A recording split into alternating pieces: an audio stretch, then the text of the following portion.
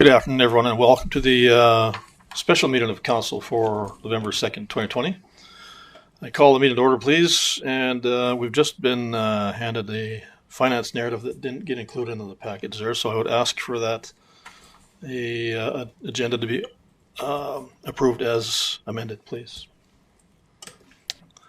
Councillor Stravas. Your Worship, I just have a question here. I have a question about something we did in the last meeting. Are we allowed to put that on the item today for clarification? Mr. Armfield, I believe that's when we have a special meeting is just those items. That's correct. Much. Yeah, that's correct. The items have to stay as the items that are on the council agenda. Thank you. Thank you. Going to get a motion to accept the agenda as amended, please. Councillor Tams. I'll move that we accept the agenda as amended. Motion on the table. All in favor? Carry now. See, great. Thank you. On to the adoption of the minutes. There are no minutes.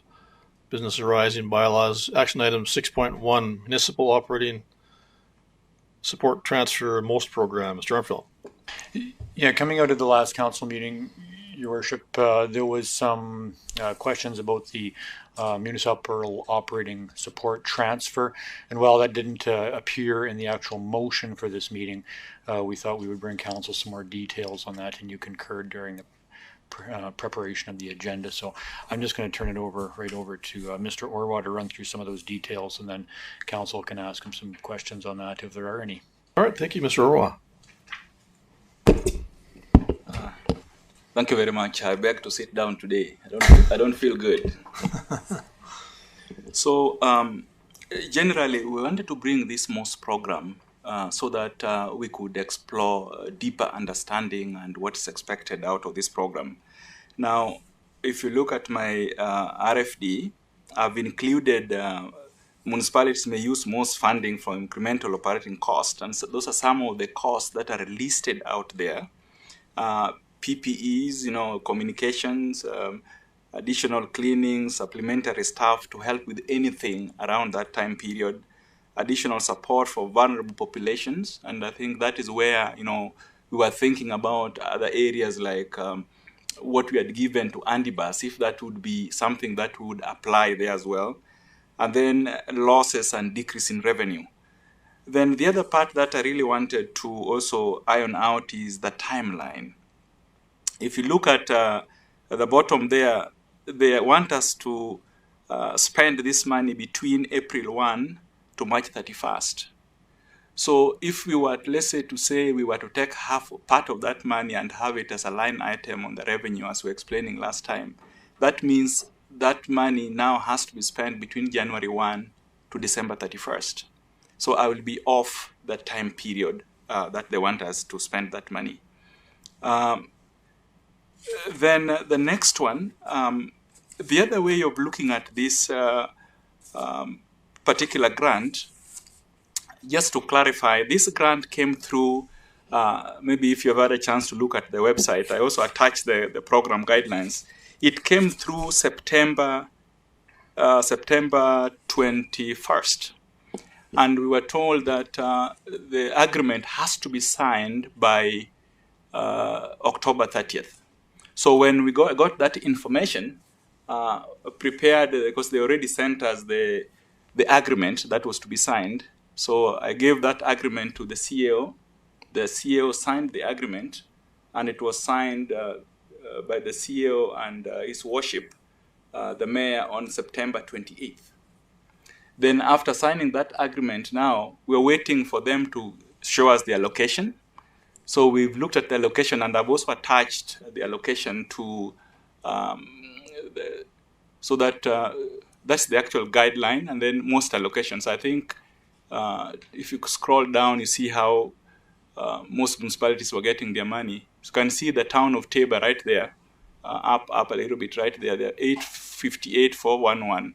And there is also that 64,000, that is MSI. So that one already been accounted for. If you go to the top, you'll see that line is, just keep on going, the blue one, yeah. Previously allocated MSI operating grant. So we got that 65. So the town of Tabor has been given 858,411. Now with those guidelines, the next thing, and normally when we're dealing with grants, we talk about them at length in the audit committee.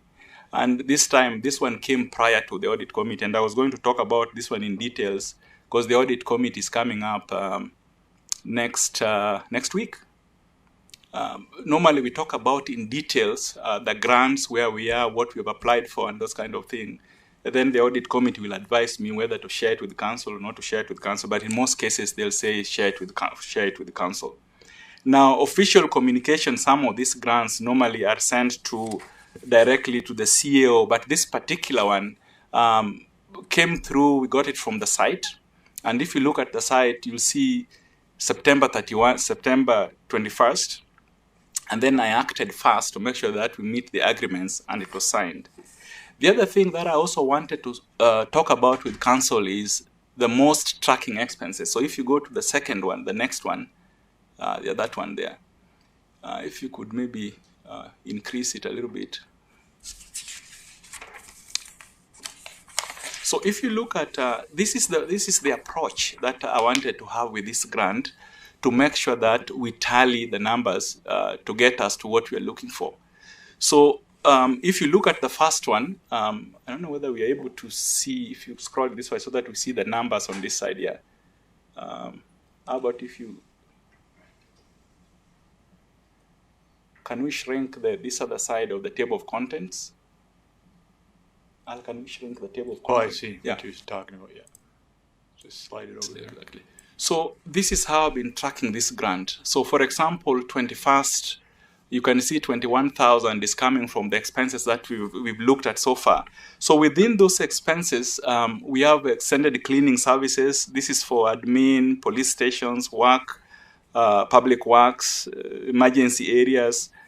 We've looked at the supply and installation of tempered glass. That is what we have all over the place. So that part, we've tracked about 21,000. So that doesn't mean that is the end of those expenses. Now that we've been given direction, I'll keep on adding to that list until we exhaust. Then the second part of it, I'm looking at also materials and supplies. What are the supplies that we have out there? And you can see we have IT supplies are out there. We have the PPEs, the face masks, the shields, the gloves, isolation kits, hand sanitizers. So I'm tracking each and every expense where we've spent this money to get me to that number. I look at the public safeties, the signage, the doorbells. We look at anything that we spent COVID-related between the period that have been given April 1 to March 31st of next year, we'll end up on this list. That would include, for example, now, like we don't want to touch the switches. You can see the moment you pop in, the light comes up, automatic lights. That is to avoid people touching the switches. All those costs I will add to my list. Then the next part of it is the labor. The labor, this is just the preliminary part of it. The labor itself, we'll have to add more because there is this part of working from home. IT spent a lot of time to generate part of this to help us work from home.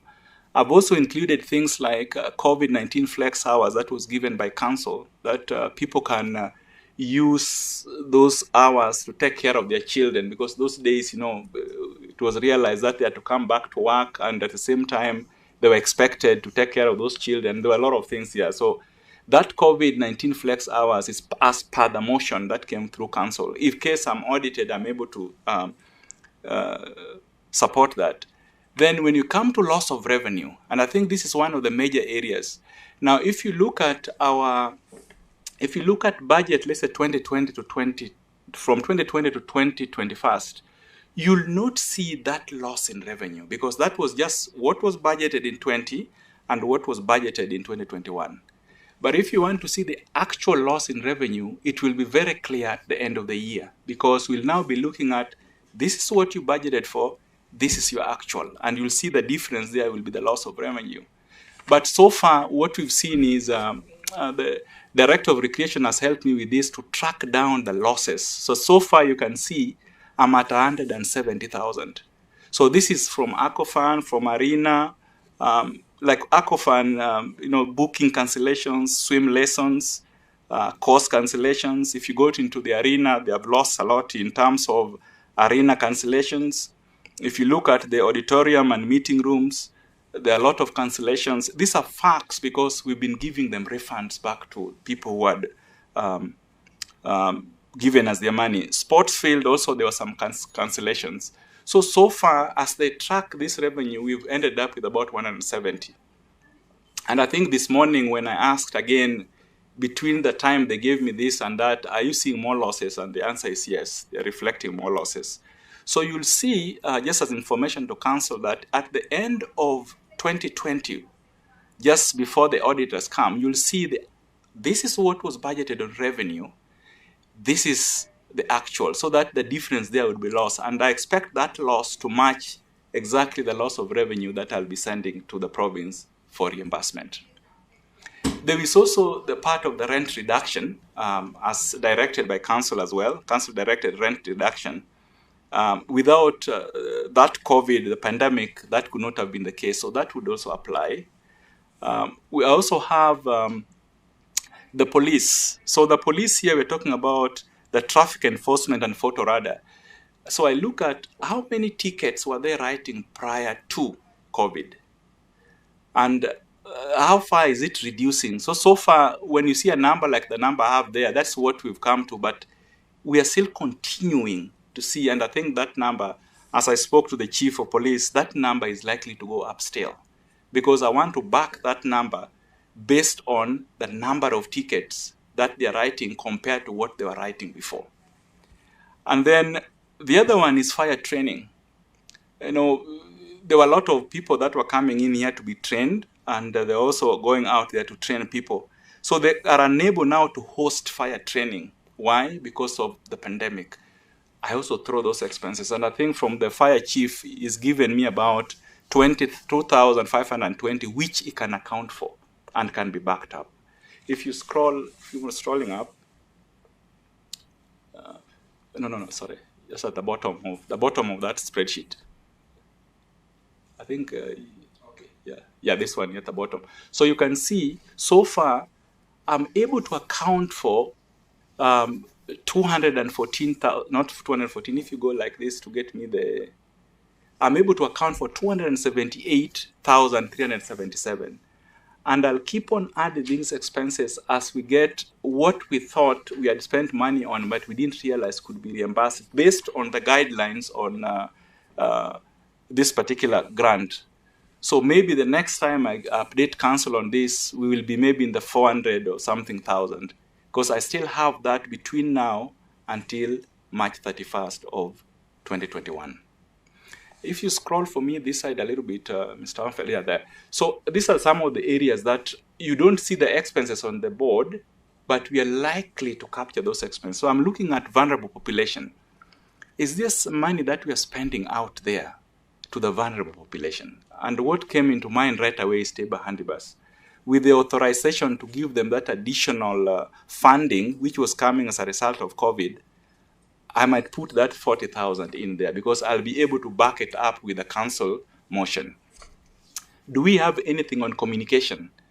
Or does the council want to improve this environment where we are in so that you can also work from home in case we are overcome by this pandemic? With that direction, I will end up adding it to the list. Keyless entry, the FOBs that we have. I have to make sure the reason why I've not added that expense is I want to make sure that the FOBs that we use today, we added them after April 1. But if I added them prior to April 1, I cannot support that. That is why I'm still having it, because it needs a lot of research in that area. Then additional labor. We also need to look at additional labor, like what are the COVID-related labor that we need to account for? When this thing started, there were a lot of continuous EOC meetings coming from council. I remember council members attending all the time. Sometimes it was full council in there. I know His Worship was always there. Councillor Fath, I always used to see you there. I want to account for every single time when you are in there, then translate into numbers before I add it to the list. So that is the line of thought that we have with this. That I wanted that clarification to council. So I'll just open the floor for questions. All right, thank you. Councillor Strawas. Your Worship, to Mr. Orwa, I have a couple of questions. When you talk about vulnerable populations, being that the Tabor and District Housing Foundation puts in a requisition to us for expenses at the end of the year, if that requisition comes in abnormally high because of the changes they had to make, would that be something that could be included into this this document? Yes, I think we can, because if it's the vulnerable population, because remember, district housing deals with the old folks' homes and all those things. That's a vulnerable population. Now, if we're able to quantify and verify, then that should end up on the list. Okay, that answers that question. So, Councillor, I guess as Firth is there now, you can mention that to them. My other question was, now, somehow I misunderstand what you're saying here about this grant going to the audit committee first, because in the past, we would the information would come in and it would get copied out to council right away so that we knew that this was forthcoming. But now you're saying it's going to go to the audit committee first before it gets out to the rest of council, because that's not normally the way it's been done in the past. Just for clarification, the only way I said to the audit committee is that in the past, since I came in here, some of these areas like grants, we always discuss at length at the audit committee. But this particular one, when we got this one here, if you look at the website, it came on September 21st. And as soon as I saw that, the next thing is, what do they need again? They need us to sign the agreement. Okay, if they need to sign the agreement, the first thing I did was printed that agreement and sent it to the CEO.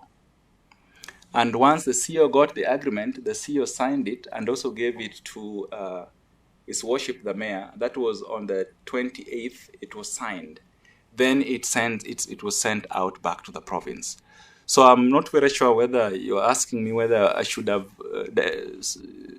informed council about this, or I could have left that one for the CEO to inform the council. I'm not understanding your question.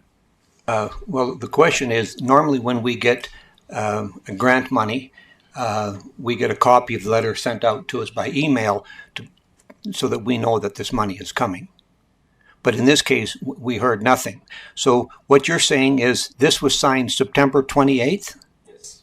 And His Worship signed it as well? Yes. Because I asked His Worship in the middle of October about this, and he said he didn't know anything about it. Now, I need clarification from His Worship about that, because that's misleading to me. No, I think I said I didn't see the actual notification. That was an email sent somewhere around the end of September area. And I thought, like I said to you, that I was aware that there was something in the works, but I couldn't remember exactly what was out there, possibly. We sign a number of things on a monthly basis there. I can't recall every single document. Well, if you remember, Your Worship, I took a picture of it and I sent it to you and all the other council members. Thank you.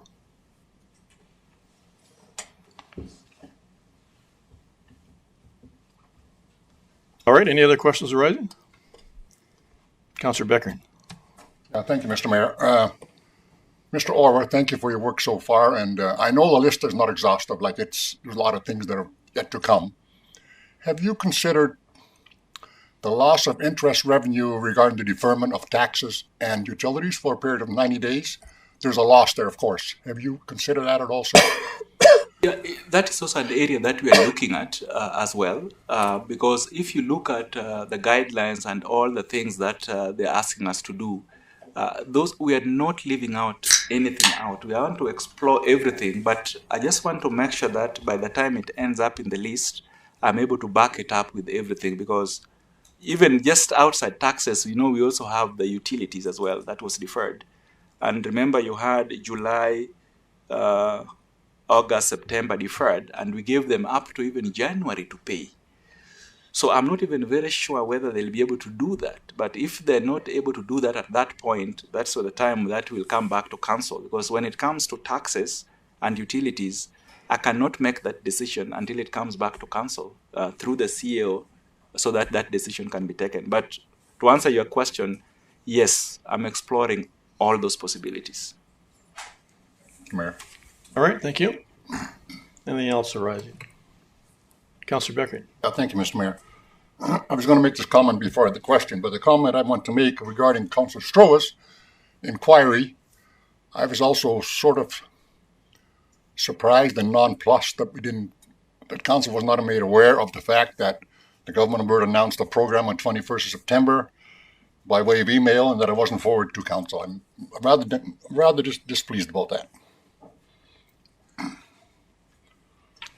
All right, Mr. Armfeldt.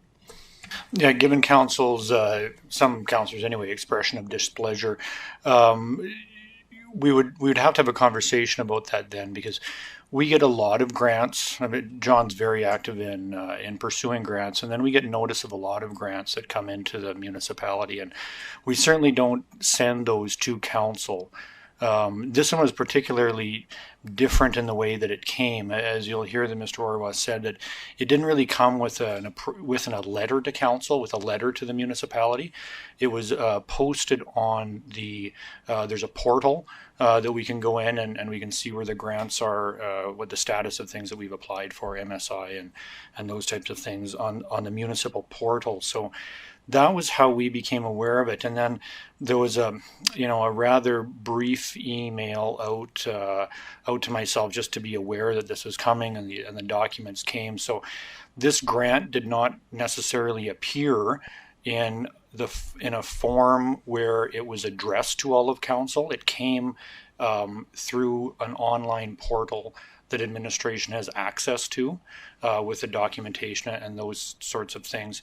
And then, so that's one kind of compounding challenge of maybe, it's just, if we drop the ball, it was maybe something that predicated that. But the other one is that we certainly don't send out all of the grants that we get, that we count as revenue, to council as a rule. So if there was a desire to set up a policy and procedure on that, then I would request council direct administration to do that. And then we would set up a policy and a procedure around making council aware when we received grant money. So then going forward, we would have clear expectation of exactly what and when we should send that information out. So I just leave that for council's consideration. All right, thank you, Councillor Towns. I shared Councillor Stroh's, Councillor Beckerin's opinion on this grant and how council was notified, and I think it's kind of funny because the MD of Tabor had this big write-up in the newspaper about most funding, and it took a councillor to go find it and inform the rest of councillors. So an $858,000 grant is not a small grant. I get it when, we're not talking about the $5,000 and $10,000 grants that we're not notified, but every big grant that we've ever got that I've been on council so far, we're informed with an email that, hey, we got this big grant. This one didn't just slip through the cracks. I feel it was purposely not told to us. And that feeling isn't leaving me. And the more I hear about it, I'm still feeling that way, that we have been purposely misled about this grant.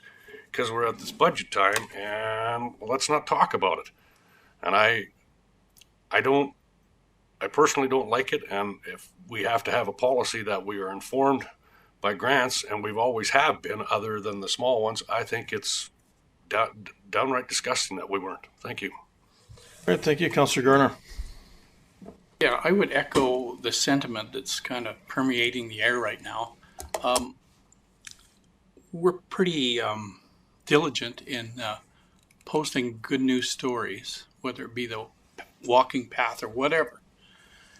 And this was a pretty big good news story to the tune of $858,000. And so, I mean, yes, it should have come to us, but I think the bigger thing that bothers me is that it has never officially come to the people of the town of Tabor. It's never been officially announced to them, has it? To my knowledge. Mr. Armfeldt. Yeah, I would request the council just to hear what Mr. Orwa said, that this was going to the finance committee next week. The finance committee is where we take these sorts of things. It certainly wasn't deliberately, not shared with council. We're using the protocols that we normally do. This is still an administrative act, in my opinion. We haven't received any grant funding. So there's really nothing to celebrate yet until Mr. Orwa does all of his work and we actually get some funding. So there's been a promise of money, but there certainly hasn't been any money that has been deposited yet until we do our work. And, you know, the suggestion that we were deliberately keeping it from council, I take some exception with, because Mr. Orwa was going to share this with the audit committee where this stuff goes at the next audit committee meeting. So certainly was an intention of administration to withhold this information from you. It was just a bit of administrative business that we get and we do, like every other bit of administrative business that we do. And then when there's something to share, when there's good news to share, we certainly share it. But the good news is a little bit preemptive as of yet, I would suggest, because we haven't actually settled on any money coming into the municipality on this. All right, thank you. And just to clarify, with that particular, the most monies we're talking about, we've talked about a number of different acronyms about different monies that the province was dealing with, or federal options there that some did and some didn't come through. And in this case, I saw that email after Council Straw was looking into it, came to myself and the CAO that I didn't see at that time. And again, it's the number of emails we get there, and I don't open every single one. If you see the caption, it doesn't mean anything to me. Quite often, I don't open that particular one if it's a general announcement. But in that case, I missed that. I wasn't aware of what that one was. And so to answer again to Council Stravos, there's I think you got to be fair and reasonable with what's involved here. I don't think there's anything that's intentionally misleading here. There's a combination of things involved there, and a number of things as per other local residents who were passing on things to us for other businesses that could help, that myself and the CEO have had many discussions about also. Again, some which did and didn't come to fruition. So there's just so many things involved here, and I don't know what more we can do other than what Mr. Armfield has suggested, to have a form of policy that may help down the road. Councillor Bruin. I actually agree with you, Andrew. I think I would have signed it too. It's money that we may get. We're not guaranteed it. We tell administration to go out and find all the grants available, get the money they can. They found this, you signed it. If we'd met about, would we have argued about signing it? I don't think so. So I really have no issue with this whatsoever. All right, thank you. Councillor Beckering. Yeah, thank you, Mr. Mayor. I don't want to belabor the point here, I don't think, but Section 3 of the of the most announcement says a duly executed MOA, Memorandum of Agreement, is sufficient to trigger payment. There is no application form for most. So therefore my question is, has the MOA been signed? Has it been sent? And the money's not here, correct? That's correct. We've sent back the agreement, but the money is not here yet. Thank you, Mr. Mayor. Thank you, sir. Thank you. Councillor Garner. Councillor Beckering asked the exact question I was going to ask. All right, thank you. Any other questions arising?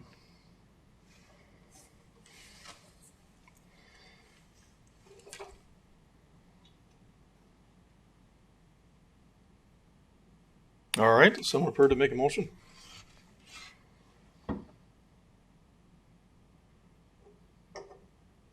Just for information purposes, Councillor Firth. Mr. Mayor, I move that Council accept the Municipal Operating Support Transfer MOST Program Guidelines and Allocation for information purposes. A motion on the table. Any further discussion? All in favor? Carried unanimously. Great, thank you.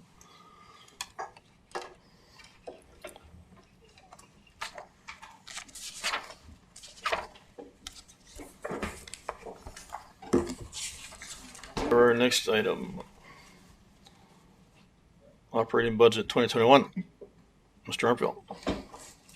So the last council meeting, council requested that there be some comparisons made between the 2020 and the 2021 budget. So that information was readily available, and so we put that together in an RFD. And the approach that we're going to take tonight is that as we go through each of these attachments at council's desire, that Mr. Orwa will be here to essentially steward the technical questions, and then we have all of the directors online. So if there's any specific questions, like, any specific kind of recreation questions, whereas, where some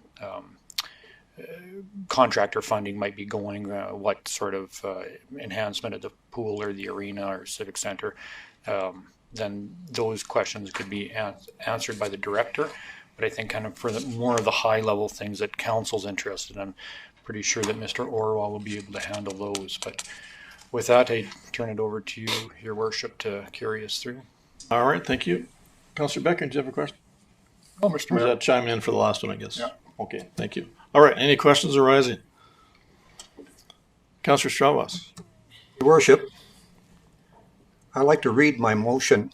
Moved by Council Stravis that Council moves to defer the budget discussion to a special council meeting to be held on Monday, November 2nd, 2020, to allow for all town directors to present their proposed 2021 operational budgets in comparison to the 2020 budget in their departments. I don't see them here to present. All right, thank you. Mr. Armfield. Well, if you would certainly like to see the, this is a council discussion. We're in the middle of a pandemic. I, as the other hat that I wear, as a director of emergency management, I certainly don't think it is wise to have a number of directors moving back and forth from that chair and having to disinfect it every time. But if council would like to see the faces of every director, we can certainly bring the faces of every director in here and play musical chairs and disinfect that seat as we go. That's up to council's. They're all here and they're all available on the phone. So certainly up to council. All right, any other? I guess I should add that they're not all here. Some are at home because this is a special council meeting.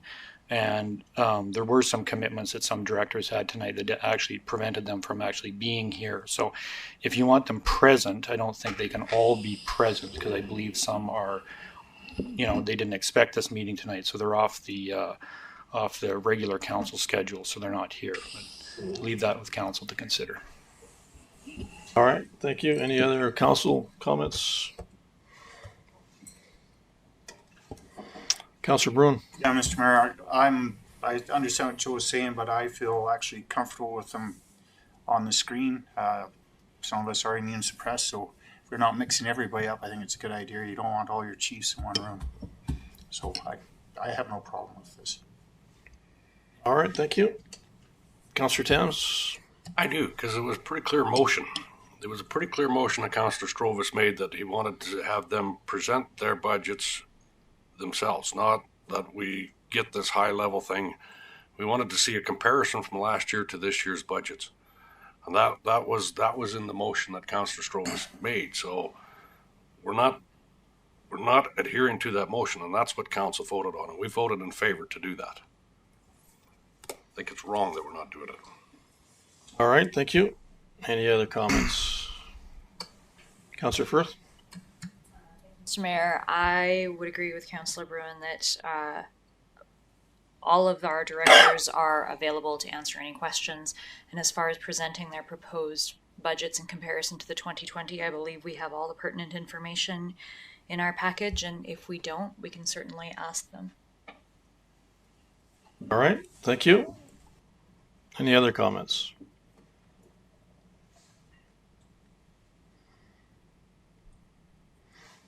I've heard from everybody. Councillor Garner. I tend to agree with Councillor Strolis and Councillor Tams on this. I think when we make a motion, I think that it should be pretty clear and concise. And I think with the motion that Councillor Strolis made was very concise.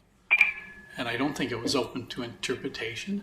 And if it was, why weren't we made aware that that would be the format today, rather than having a little surprise moment? All right, thank you, Mr. Armfield. Well, I can answer council that in the background, you can see that present their proposed 2021 operational budget. So there's been a number of presentations that have gone on in Canada here that have been done remotely over the last number of months since COVID. So if the motion had said present in person, certainly would have facilitated that to have them present in person. Though that wasn't stated for the safety and basically the health for sure of the directors, and to ensure that we do have a rise in COVID cases in the area and taking the precautionary approach, I didn't see a problem with having that presentation be done remotely by those directors. I mean, any questions that you have for them, you can certainly ask them, and they're on the phone and they can answer those questions from the phone. So it's your challenging times that we're living in. If you are requesting them actually to show up and in person to present, I would hope that that would appear in future motions. The directors report to me, and I suggested to them that having all of them in the room and all of council in the room back and forth to the podium was probably a bit more risk than what we should be enduring right now in the town of Taber, given the rise in the COVID cases in the region. All right, thank you. Councillor Beckering, anything your end? I don't think you've commented yet. Well, thank you, Mr. Mayor. To me, the motion was quite clear, and I also understand Mr. Armfeld's feelings regarding, because he's the Dem, and the feeling of possible issues regarding coronavirus spread. However, I do think that the intent of the motion was to have people appear in person. I think that was very clear. I think we've become at a stalemate, it seems to me, because I think, in my opinion, directors should be here present in the room. So, but it's not possible this evening, of course. So I would suggest, Mr. Mayor, that we defer this particular agenda item till next week. I'm not making a motion, though. I'm going to get the feeling of council. All right, thank you, Mr. Armfeld. Yeah, I would suggest to council that I think we could have all the directors here in fairly swift order, with the exception of one or two of them, if you wanted to go ahead with hearing them. They're around the office. They're not like they're a long ways away. They're just physically distant. All right, thank you. Well, that's the straw vote indicates it'd rather be in person. Does that suffice, Councillor Stravos? If a couple that cannot be here in person, or would you prefer a deferral process, as Councillor Beckering was indicating also? Well, Your Worship, I really prefer the deferral process, but if the other council members, if we want to have the ones that are here in person and present, and then do the follow-up on Monday's meeting, I could live with that. But I would, it's in the past, for all the years that I've been on council, they've been in here in person, making a plea for their departments, and I just think that's the way that we should carry through. All right, thank you. Councillor Tams. I'm afraid, Mr. Mayor, that I also prefer the deferral process, because I would like to see all the councillors, and if our next meeting is a regular scheduled meeting of council, I would think that that's what we need to do, because that was what the motion said, and I would prefer that it get deferred till next week. All right. Any other deferral suggestions? Mr. Armfeldt. Yeah, I have almost everybody coming here like right now. So if there's a desire to carry on, we certainly can. Or if there's a desire to do it next week, we can do that too. But so just to clarify, how many cannot physically be here today? Well, if we start right away, I believe Miss Van Ham, she's first up. I'm second up. Miss Van Ham, she or I could handle the third one.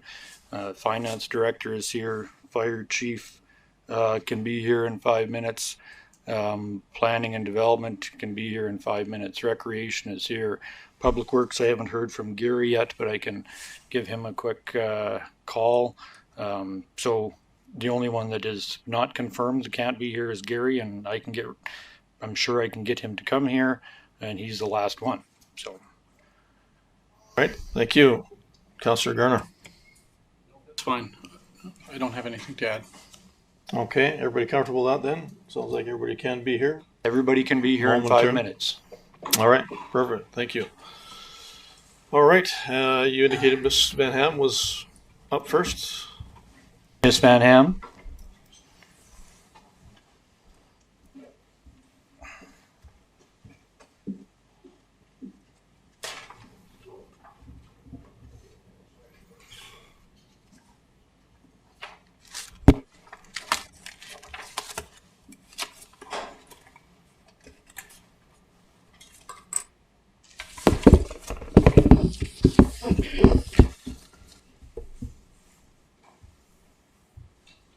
I'd suggest to everybody, and I'll start with you, Ms. Van Ham, the thing to do would just be, I'll work the controller on the mouse, and if you just stand up there and not touch anything.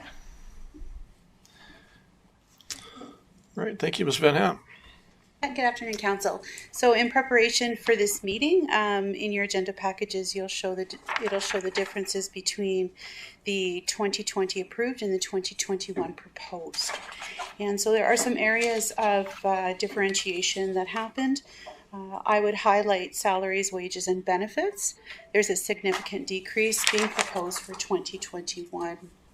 That lies for reductions in certain areas, and that have been proposed previously to you in RFDs throughout the council meetings for the budget. That also, there was a reduction in contracted services. A lot of the buildings and leased areas have been taken care of in the last couple of years, so that is nicely decreasing what is required for the work going forward. So we're proposing to cut that quite a bit. There's also a difference in operating for the interest on long-term debt and the repayment of the long-term debt, and that's due to the increase of the Taber and District Chamber of Commerce debenture, and so that flows through property management and through my budget, and that was a previous council decision.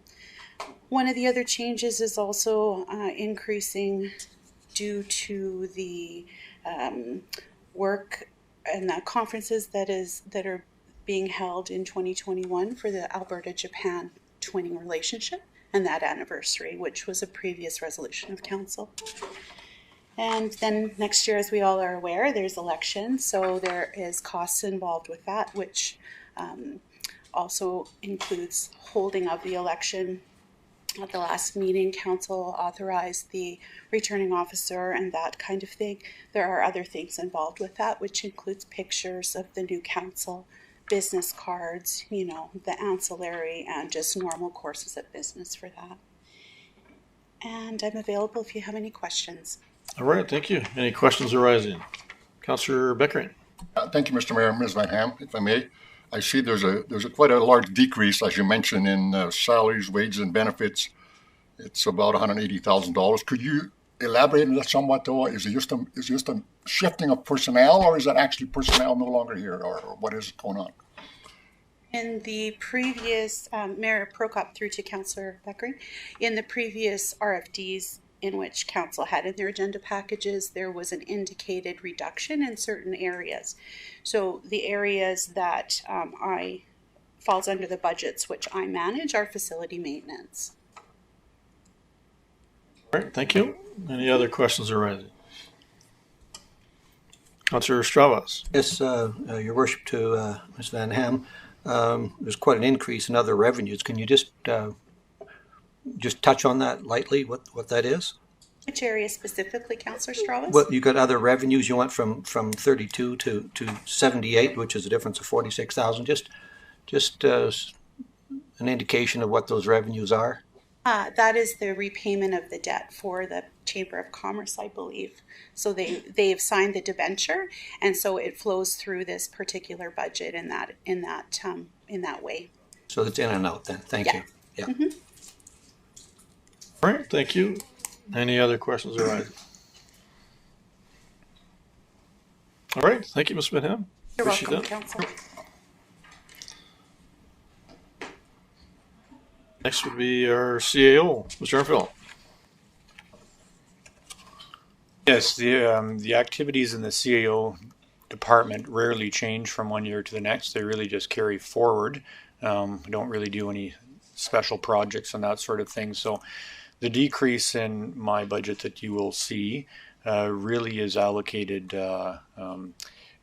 with a change in the way that we're handling our human resources service. And so we've contracted that out. I've discussed that with council before, that we're taking a contracting approach. Our current human resources coordinator is going back to school for a year and a half. So this is a bit of a trial to see how a contract service could run there, and also just kind of a holding pattern with regards to having our current employee that's in that position going back to school for a year and a half. And then when she's done, certainly wanting to make sure that the position is still available for her if she's interested in that. As a consideration, I mean, everything changes, and a year and a half is a long way down the road, but just wanting to make sure that there is a possibility there. The other advantage to contracting out the HR component now is we are doing a transition of our pay software, the way that all the time is accounted for. It's a much more stable and accurate, and a platform that is much more fraud resistant. So from that perspective, the same company that we are acquiring that platform from is a full suite human resources payroll service center. So we thought it was a good idea to double up with them on the provision of HR services while we are working the kinks out of their product coming online at the town of Tabor. So a bit of a two birds with one stone scenario there. And happy to answer any questions that council might have. All right, thank you. Any questions arising?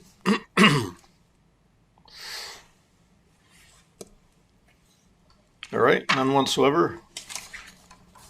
On to, thank you, on to finance budget, Mr. Orwell. I believe. Oh, sorry, council budget here. Yeah, and I might ask Mr. Orwa to come up and just talk to this council budget, because you probably know the numbers the best out of anybody. But of course, this is your budget, and so in 2021 there is an election that we have to prepare for. So a lot of those changes are associated with the fact that 2021 is an election year. So we have to get a new council up to speed on what's happening. Don't know if Mr. Orwa, you want to come up and talk any more specifics. So budget, as explained by Mr. Armfield, I think the major drivers there are the election and the transfer to local boards. Now, if you recall, when they came to present here their 3-year rolling budget, this is where we have the handy bus, communities in bloom, and all those things. They adjusted their numbers and they requested for additional funds. So whatever was approved by council is what we do have accounted for and purchased from other governments. Now, if you look at the salaries, wages, and benefits, you see an increase there of 9,000. Now, that is the communication coordinator salary is being distributed to different areas. Last year, in 2020, it was under 10% was going to cemetery. But I think after looking at that area, especially administrative services, they realized that he was doing a lot with council, and they brought in 10% of a salary flowing through council. That's why you see that 9,000 there. Now, if you look again, going down, we have materials, goods and services. Again, we do have council photos from time to time each year. That is been accounted for. Business cards, we have to project that for the following year, and other general promotions there. Now, transfer to local boards, again, that one I've talked about, handy bus, communities in bloom, chamber of commerce, museum. Any additional funds that they requested there flows through there. And then if you look at interest on long-term debt, that 3,900, that's the library. So the library is flowing through, we just passed it through through council budget. This is where the library got a loan, and that loan is being paid for. So it's in and out again. So if you see interest on long-term debt, and then you see also the repayment of long-term debt, so it's just in and out in that particular area. And so in a nutshell, the major drivers, the election and transfer to local boards. That's why you see that 11% increase on council budget. Great, thank you. Any questions arising? Councillor Strabas. Yes, Your Worship, to Mr. Orwa, I've heard now from several directors now that, and specifically pictures and cards and whatnot were mentioned. Which budget are they actually in? Are they in legislative services? Or are they in admin services? Because Ms. Van Ham mentioned that was in her previous budget. So are they in this one as well? No, what is in here is the council photos. We know council photos are normally taken. We normally bring some professional to come and take photos here, and they are normally paid. And then we also have any general promotion for council or directed by council. There are also projected numbers in that particular area. That is what is flowing through these particular numbers. Just in a follow-up, Mr. Orwa, Ms. Van Ham said there was photos in hers as well. So I wanted to clarify whether that was being in two separate expense accounts. Sternfeld. No, I'm just, for council's consideration, I just got a text message from Ms. Van Ham speaking that she combined those two. She spoke as she was speaking to both of these budgets, but this is where the cars and the council photos and all that everything that does to do with council, it's an expense that Ms. Van Ham manages, is in this, is here in this budget profit center. Thanks for the clarification. All right, thank you. Any other questions arising? Okay, thank you. Now on to the finance budget narrative. Mr. Orwa.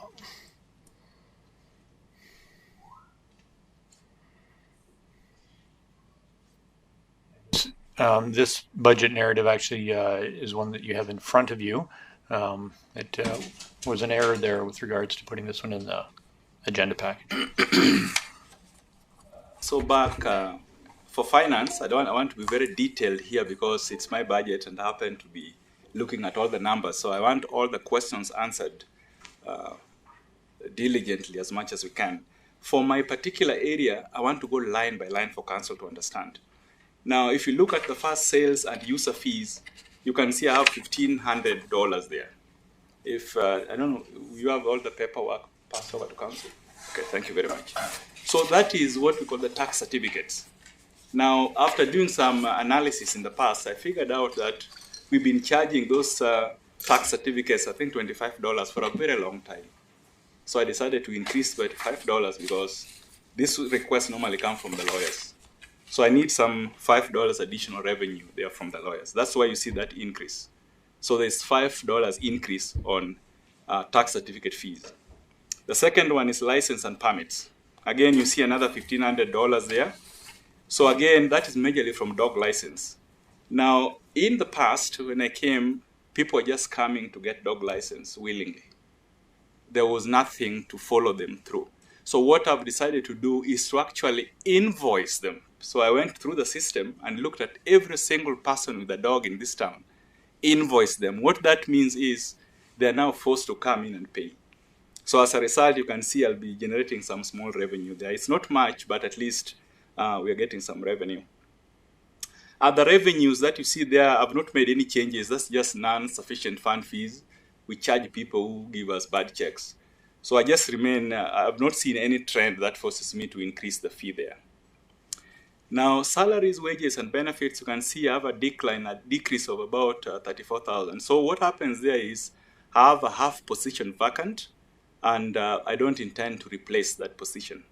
So we had one QP individual that has moved on, so a finance clerk, and we've already incorporated that position into other areas.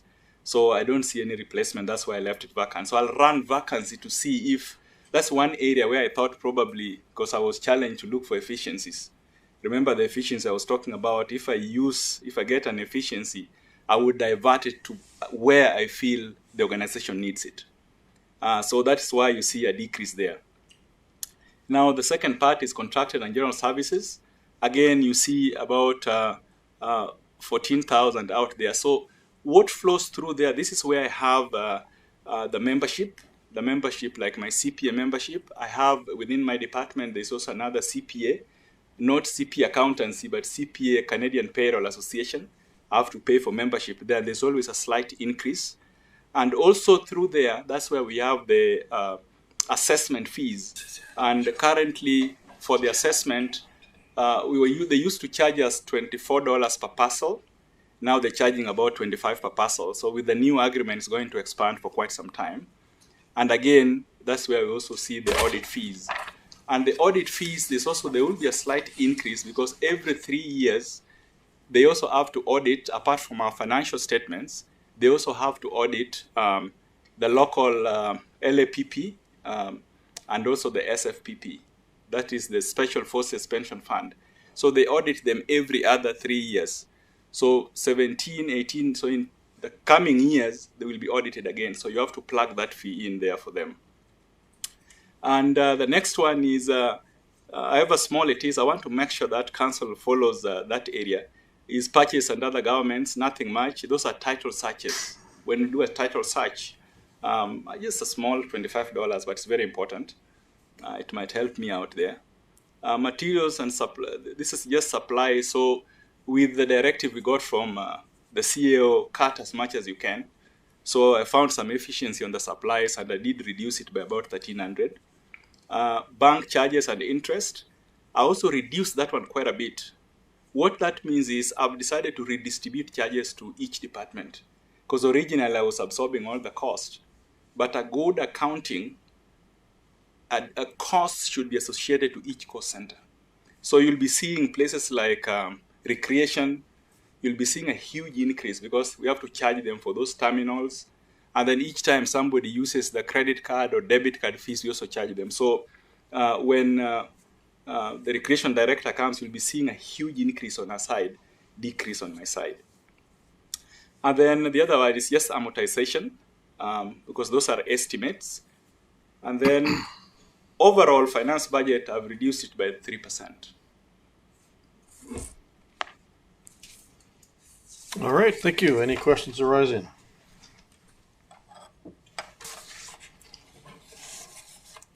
None whatsoever. All right. Thank you, Mr. Roy.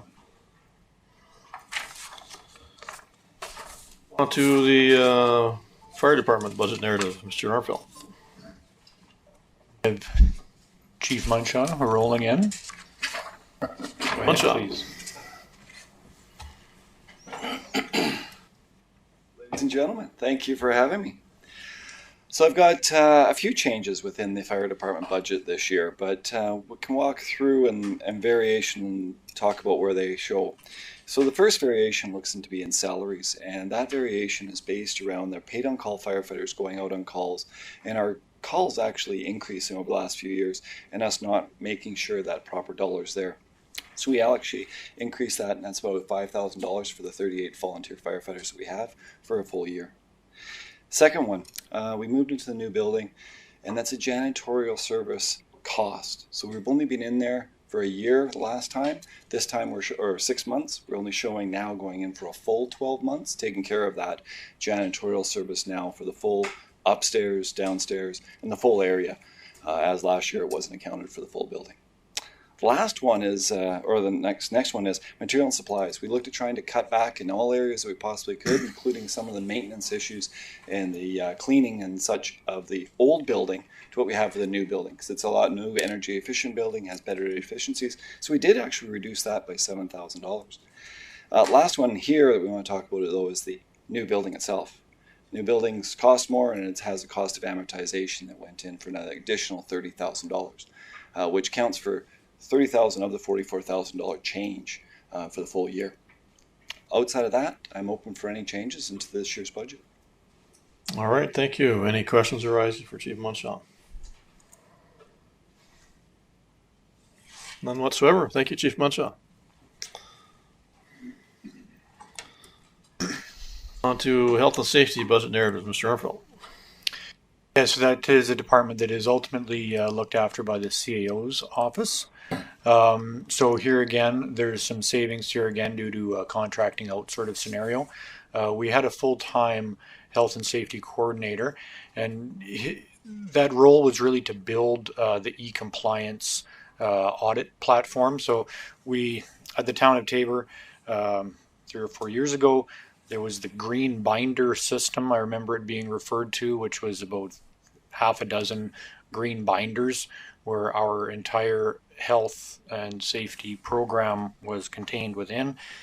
We moved that over to an electronic platform. The previous health and safety coordinator did an excellent job of actually building that platform for us. And now that that platform is built, we can really move into a maintenance mode. And so that's what this is reflecting. It's reflecting the fact that that platform has now been built. That individual has moved on to a good job actually at the County of Newell. And so we decided to replace that position with a contractor. And so that's why you will see the decrease here. All right. Councillor Stravas. Yes, Your Worship, to Mr. Armfeld. When I got on council 7 years ago, we had a contracted health and safety person. Didn't work out well. The employees weren't very happy with what was coming forth, and there was duplication of paperwork, different things. That's why we increased it, took it in-house, and took it to quarter-time position, and then it evolved from there to a full-time position because of the e-compliance. So I think that's an area that we as council need to keep track of to make sure that our employees are getting adequate coverage from a contractor, and that things are resolved and they're happy with that system, because I'm not totally happy about that, but it's done. So we've been down this road before, and we'll see how it works out. All right, thank you. Any other questions? Great, all right, thank you. On to information technology, Mr. Armfeld. Yes, Mr. Ella Abdel Khalik, if you could join us. Well, Members of Council. So the IT budget this year, there is some increase in 2 lines under salaries and wages. We proposed an addition IT system analyst. It will be divided between IT and police. So that's that increase in wages. And the other increase will be under contracted and general services. That's basically all our annual fees, some of our new systems that we purchased in 2019, 2020, increases in some of the fees, especially the ones in the States, according to the difference in the US dollar. We have some special projects running this year. And also we invested some into security because of COVID-19 and the work from home. We are more vulnerable now for phishing and hacking, etc. So if council want me to talk about specific items, I can proceed, or I can open it for questions. all right, thank you. Any questions arising? None whatsoever. Thank you all. Appreciate that. Thank you.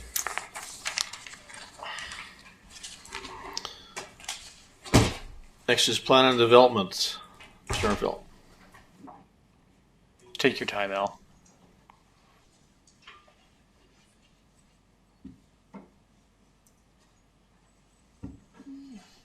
Good afternoon, everyone. Good. So there's a couple of different things in the planning budget, or at least an appearance of different things. Of course, we've included the step increases according to the QP contract. And then under contracted services, planning typically uses a variety of consultants, whether that's engineering, planning, lawyers, surveyors. So we've got a pool of some consultant money there. Our superior safety codes contract also represents a $60,000 estimated every year, and that is directly from the revenue. We estimate $100,000 in building permits, so the 60% contract with superior safety codes takes care of $60,000 of that. We also have a contract with ORIS, Golden River Regional Services, for our GIS program, and so that represents another $34,000 coming out of there. This year we have budgeted for an area structure plan for the Southeast Taborlands. That's a faux pas. And that is specifically in order to put some planning towards that area so that we can develop that commercial lands over by Walmart. Those are a little bit frozen right now with the relaxation and the agreements that we've worked out with TID. We'll be able to develop those lands. So if we can get an area structure plan in place that speaks to that, then we can move forward with development of those lands and allow for some commercial land to be opened up. With the finalization of the downtown and the gateway plan, we have some project funds set aside for potential design of signage for that. Different projects that we could hopefully then potentially find some grant funds for and be able to have some matching funds set aside.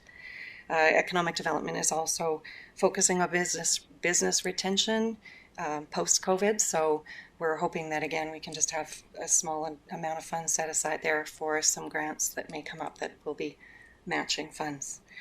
Material, goods, and supplies, we had hoped to replace the reception furniture in our planning department. We've had that as a hand-me-down from the police service in 2015, and it's not really very workable for the staff that's there. So if we could replace that, we had budgeted for $4,500 for that to replace those two stations.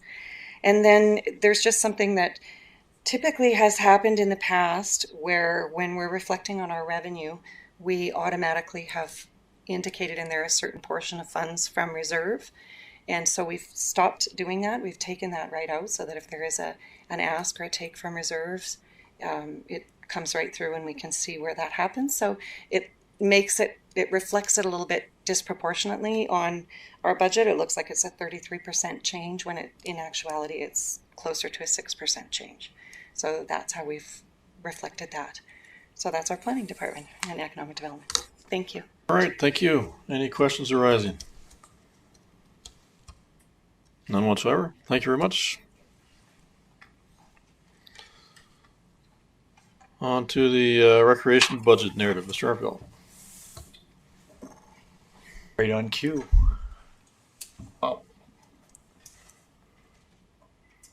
Good afternoon, Mr. Mayor, members of council. Afternoon. As you can see by the summary for the Recreation Department, we are proposing a decrease of the budget of 6.2% or 6.12%. These are brought together with, there's a couple of bigger indicators here. One is our rental revenues are decreased by about $25,000. This isn't an actual decrease in actuals. What we did is we found that one of our budget lines was budgeted way higher than the actuals over the last several years, so it's actually bringing it more accurate. The other decreases, salaries, wages, and benefits, there's a decrease there with the proposed service level cuts within the Recreation Department, both in the arena and the Aquafun Center, as well as the no step increases for management. Contracted and general services, there's a decrease of $64,256. That just is some general contracted maintenance. We've decreased in several different areas. Cuts in staff development, so minimizing staff training over the next year. Pushback of a few different projects, such as grouting the pool, furnace replacements. And then purchases from other governments is an increase in, it's not an increase, it's a movement of a budget line for TID water being reflected in parks rather than, I believe it was in lease spaces previously.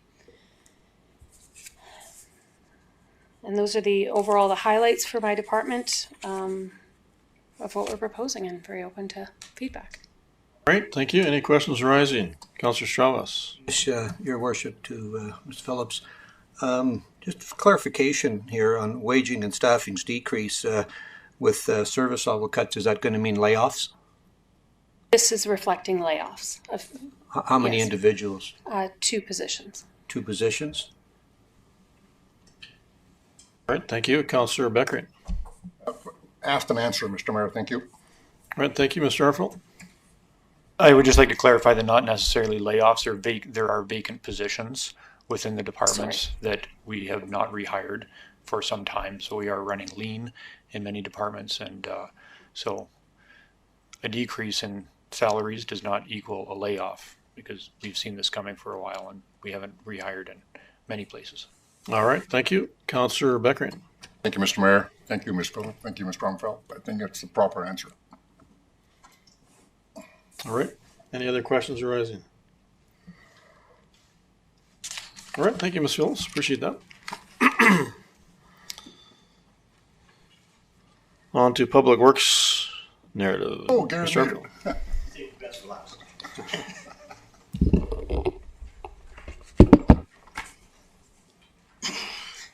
Good afternoon, Your Worship, members of council. Good afternoon. So within Public Works, we have a number of departments. We'll start off with roads and walks.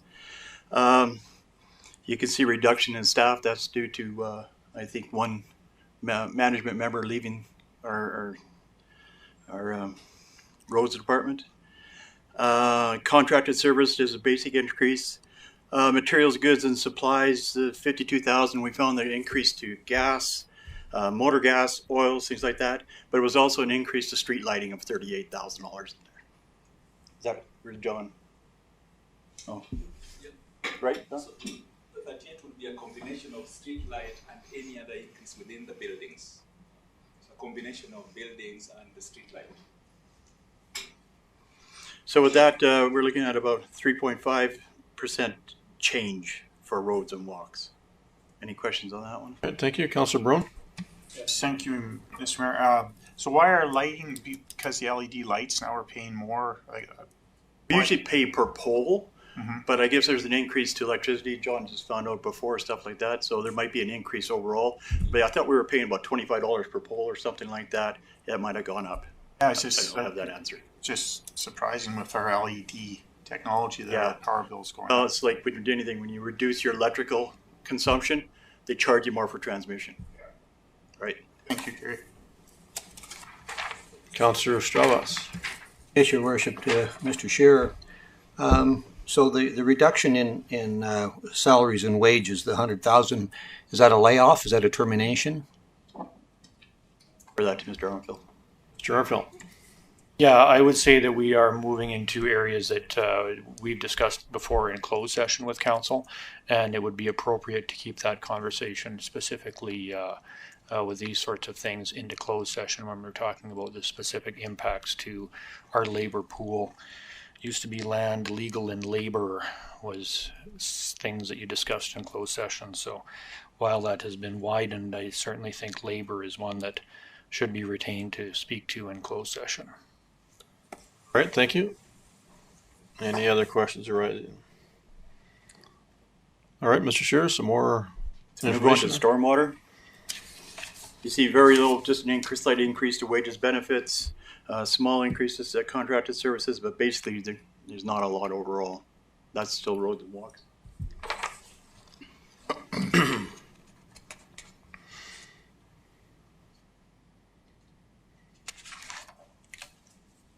We've been trying to do more and more projects in-house with stormwater, but budgets get cut, so stormwater projects will get cut as we move along. But there again, we're not asking council for an increase to stormwater fees by any means, or actually in any of the utilities. We're not requesting any utility rates increases. Move on to water. There's salaries is a big driver again. Increased step increases, things like that. There's a small increase in general services. But basically, we're keeping a budget pretty close to what we have. But is it a reduction, John, of 5.42? Yes, a reduction of 5% overall in underwater. Yep. Wastewater, same thing. We're doing very well at. The salary, wage, and benefits, step increases, things like that. A bit of a reduction in contracted services because our capital projects are doing very well. They're allowing us to save money on chemical costs, things like that. So we're looking for a reduction there. No increase to the utility rates, that's for sure.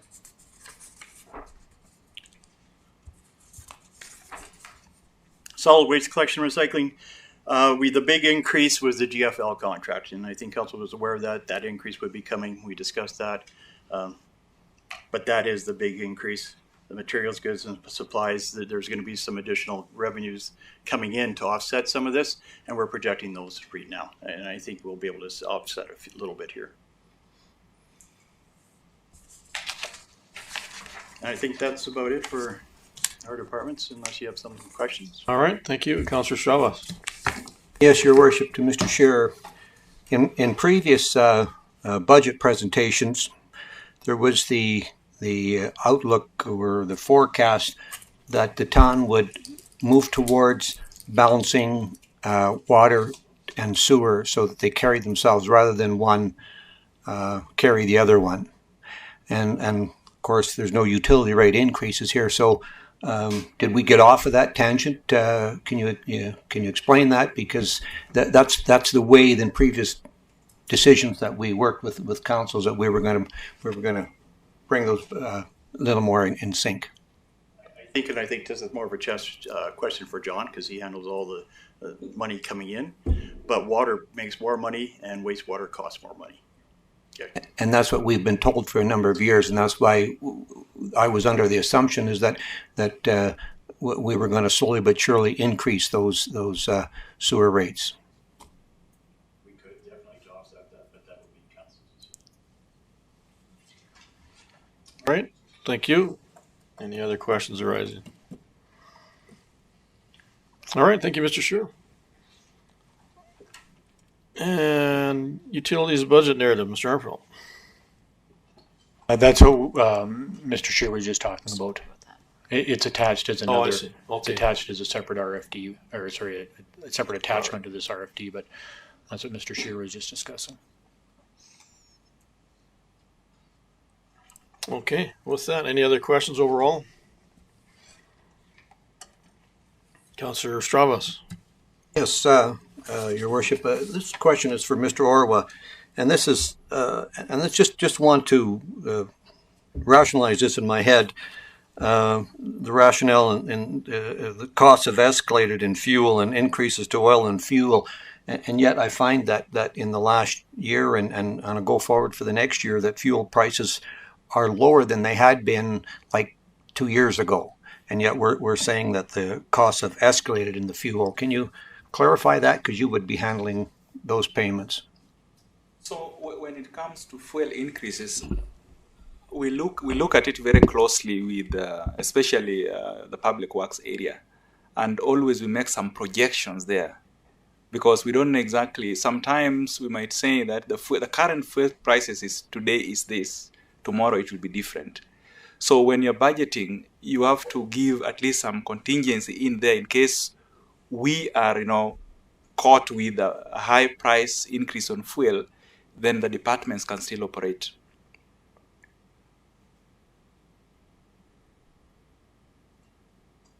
Because remember, it's a projection. When they started projecting this one to the departments, it was as early as 2020 when they're working on 21 budget. And as they keep on looking at it, they keep on adjusting those numbers, but we don't know exactly which direction it will take. So we normally have some contingency or a good projection in case things turn the other way around, then we're able to still operate.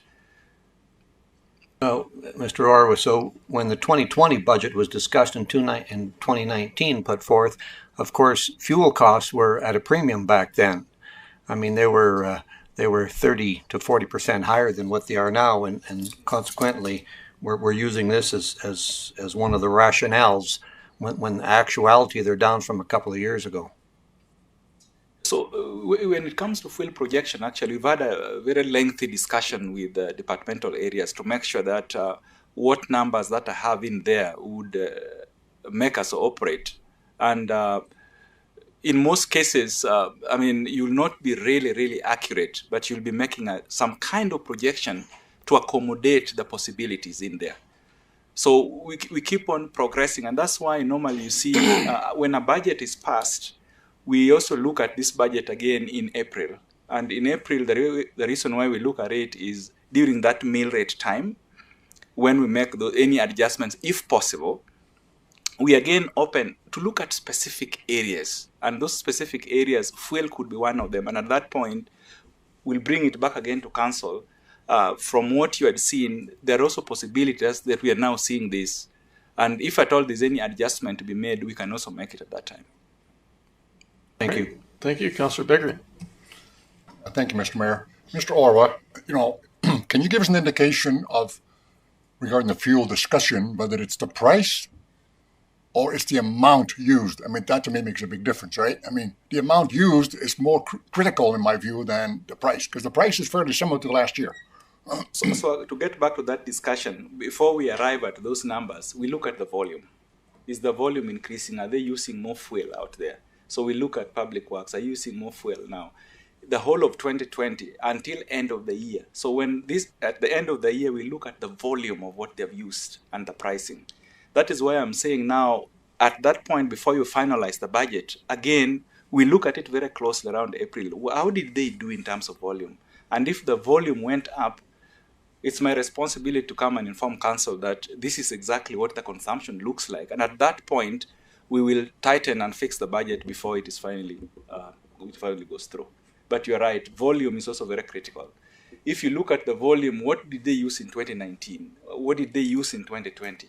What are the possibilities of volume in 2021? That's where we make projections. Thank you very much. Yeah, thank you, sir. All right, thank you. Any other questions arising? All right. Someone prepared to make a motion?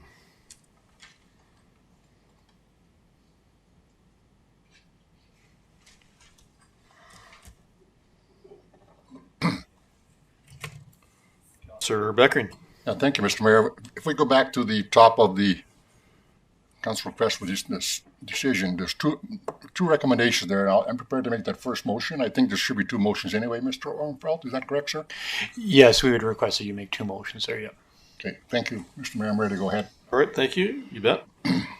Notwithstanding the management personnel employment and benefit terms document, Council directs administration to not include the provision for the annual Alberta Consumer Price Index, CPI, adjustment for the 2021 budget year. All right, thank you. Motion on the table.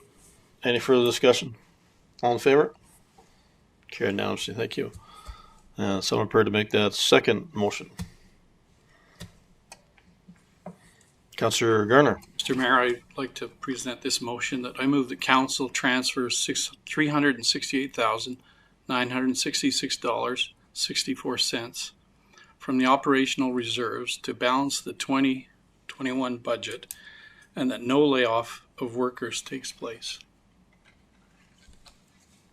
All right, thank you. Motion on the table. Any further discussion? Councillor Beckering. Thank you, Mr. Mayor. Could it be read back, please?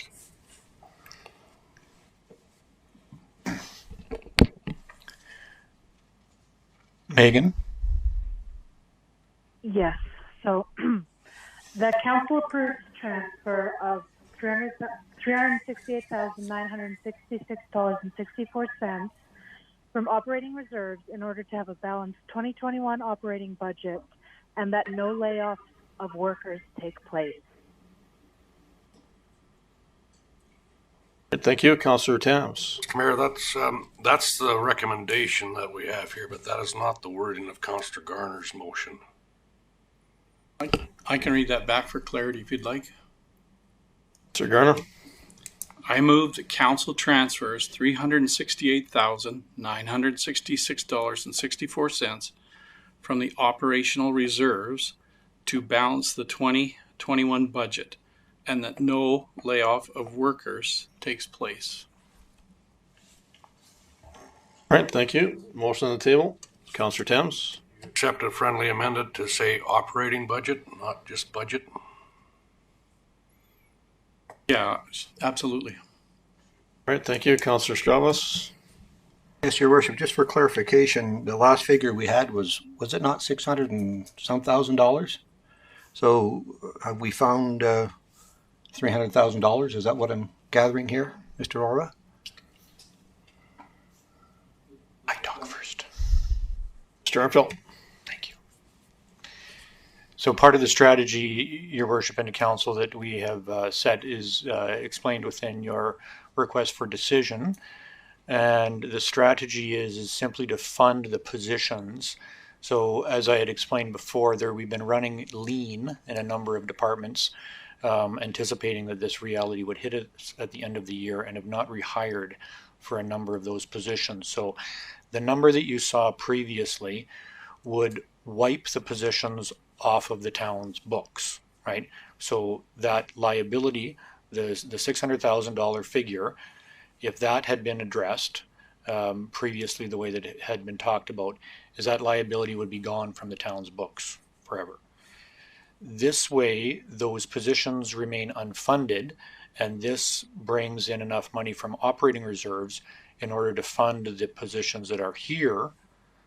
So the positions still exist, they are vacant, and this is the amount of money that we need to fund the positions that may or may not have been targeted for layoff. But with this motion bringing this money from operating reserves, those positions get funded. All right, thank you, Councillor Becker. Thank you, Mr. Mayor, to Mr. Armfeldt. So the $214,000 identified thus far with the most grant funding was not taken into consideration in this number?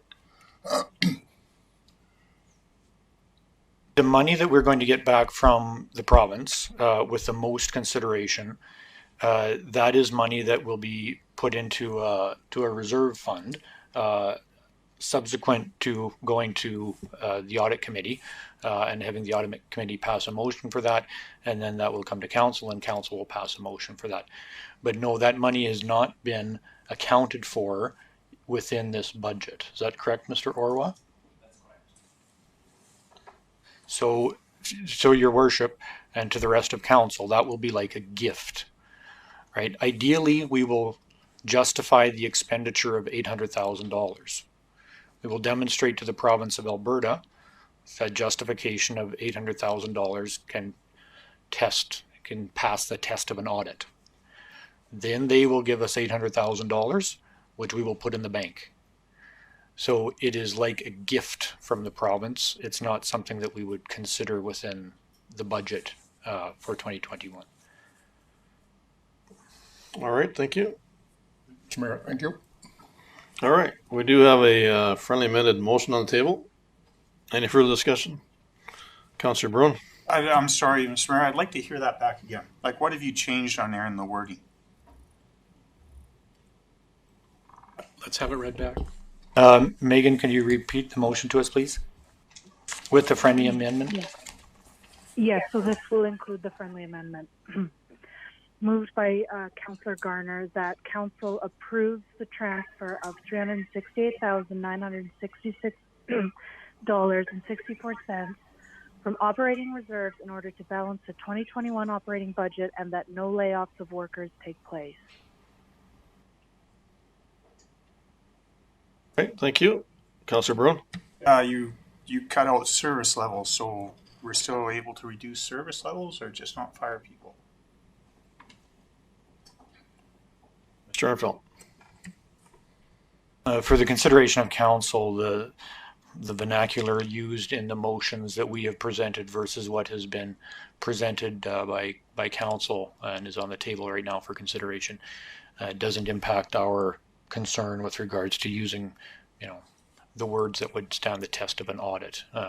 They're essentially to us interchangeable. That's how I would view it. Would you concur, Mr. Orwa? Yeah, I think that is correct. So 368,966, that means no layoff for those who are in today. But the difference between 368 and 610, those were the vacant positions. In other words, we'll be running vacancies in 2021. But just speaking, Mr. Orwa, just to the motion that has been presented versus the motion that is on the floor, when it comes to audit time, are you indifferent with regards to the motion that we use to spend the money for 2021? I think it's very clear. All I'm looking for there is the transfer. Council authorizes me to transfer 368, 966, and 64 from operating reserves. That's the key to balance the 2021. So, Your Worship, administration is ambivalent to the precise words of the motion. We got the idea, and it'll stand the test of an audit. All right, thank you. Fair enough. Once again, motion on the table with the friendly amendment included. Any further discussion? All in favor? Carried now. Good, thank you. All right, just need a motion to close the meeting. Councillor Thames. Mr. Mayor, I move that we close the meeting. Motion on the table. All in favor? Carried now. Great, thank you.